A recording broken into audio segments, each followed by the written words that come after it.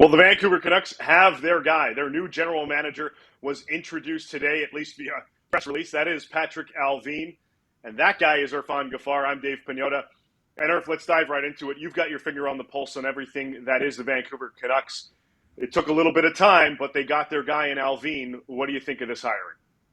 Well, I think that, when Patrik Allvin's name came out as a front runner a really, really long time ago, there's smoke, there's fire. You kind of already knew what Jim Rutherford wanted to do.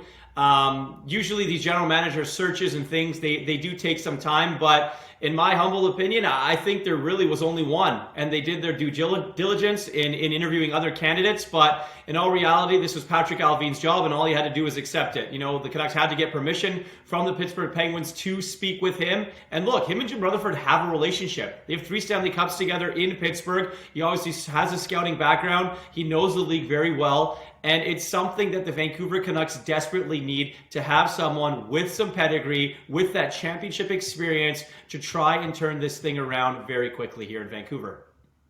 No, they bring in Allvin. They also brought in Derek Clancy as an AGM, Emily Castonguay as well as an AGM.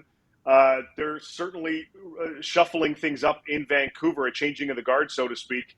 And it looks like they're putting together the right pieces in order to kind of steer this ship in the right direction. Yeah, and I think the biggest thing right now is it's a very impressive front office.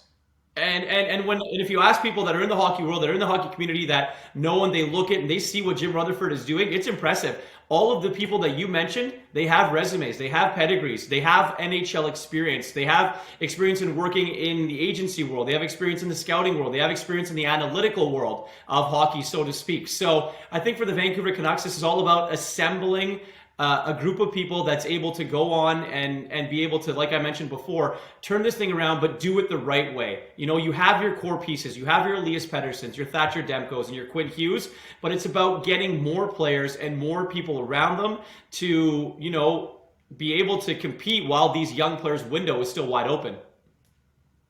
Now, obviously, Jim Rutherford is steering the ship, but how much of an impact or how will they work together? How do you foresee Allvin and Rutherford working together to kind of shore up the rest of the management team, the scouting staff, the analytics department? Is there more to come for the Canucks? Yeah, I definitely do think there's at least another hire or two coming. It may be in the next couple of months. Ryan Johnson's name was mentioned as a potential candidate for a promotion in Vancouver. He's obviously the GM of their farm team in Abbotsford, the Abbotsford Canucks. And he also, has a lot of experience. And if he does get promoted, it's very well deserved. He spent a lot of time with the Vancouver Canucks organization as a former player, and now obviously being the GM of their farm team in Abbotsford. So that's a name to be interested in. But it's also ultimately going to be Allvin's decision of who he wants to have join him. I think the biggest thing for the Vancouver Canucks right now is when you look at their front office, there's structure. There's Jim Rutherford and the president of hockey operations, right? And now you have Patrik Allvin, who's the general manager. And you have Emily Castonguay, who's obviously an assistant general manager. And you have Derek Clancy and in these different roles. And I think the biggest thing is, once these people find out what their exact roles are, it's the stability that this franchise needs. And it's, even from a player standpoint, just talking to a few, they look at this management team and some of them were like, holy, okay, we've got people that know what they're doing here. Not to say that they didn't know what they were doing before, but it is a little bit different now with the people that are in charge.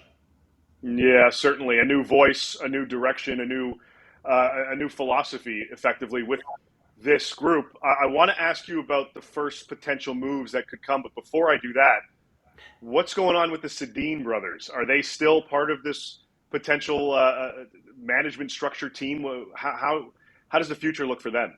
Well, I think right now their current roles are special advisors to the general manager, and Patrik Allvin spoke to the media and he said that, he had a 2-hour lunch with the Sedin twins and was very impressed with what they had to say about the organization. I think that they do stay on as special advisors. I think that right now Daniel and Henrik are very comfortable in their roles of what they are doing. They spend a lot of time with the farm team on the player development side and also getting to know the young players in the organization. And that's important for them. I think the biggest thing for them is they didn't want to jump right into the management role right away. They didn't want to be general managers right away. They didn't want to take over the team and just do it just for the sake of doing it. I think they wanted to take their time, learn the ropes.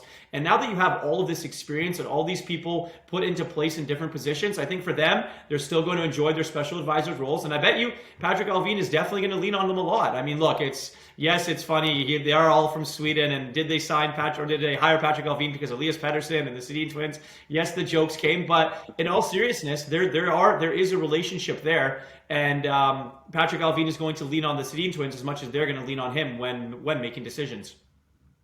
Well, decisions seem to be on the horizon for the Vancouver Canucks. Jim Rutherford and Patrik Allvin kind of hinting at that there are going to be some roster moves that are going to happen between now and the trade deadline. What do you think is first in line for them from a transactional perspective? I mean, look, Dave, when there's smoke, there's fire. We know that, right? And you've heard JT Miller's name being rumored about over the last couple of weeks already. So teams that are interested, the Minnesota Wild, the Calgary Flames, the St. Louis Blues, and the New York Rangers. The New York Rangers one won't go away. So it is interesting to see what is going to happen. But let's be clear. Jim Rutherford owes really no one anything on this roster. He didn't draft any of these players. You know, loyalty might be the wrong word to use, but he doesn't really owe anyone anything. So when he says that they're ready to make moves and tinker with this roster, I believe that everything is going to be on the table. I believe that they want to move money out. They want to move money, and they want to try and get the right pieces in place to, like I mentioned, surround the Elias Petterssons, the Quinn Hughes, and the Thatcher Demkos with players that can help compete and lead them to a playoff spot. And I think the biggest thing is, for JT Miller, he's got one more year left on his deal at just over $5 million. He's due for a very large payday. Are the Canucks going to be able to afford what he's probably going to ask for when they still have to sign their captain, Bo Horvat? And oh yeah, Brock Besser's due for a large payday as well.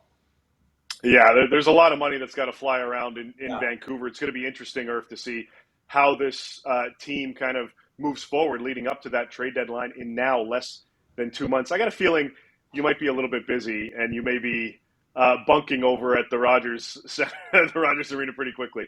But we'll see. We'll see what happens there with the Vancouver Canucks. Irf, thanks so much for this one. Interesting times ahead for the Vancouver Canucks. That's Irfaan Gaffar. I'm Dave Pagnotta. We'll catch you next time.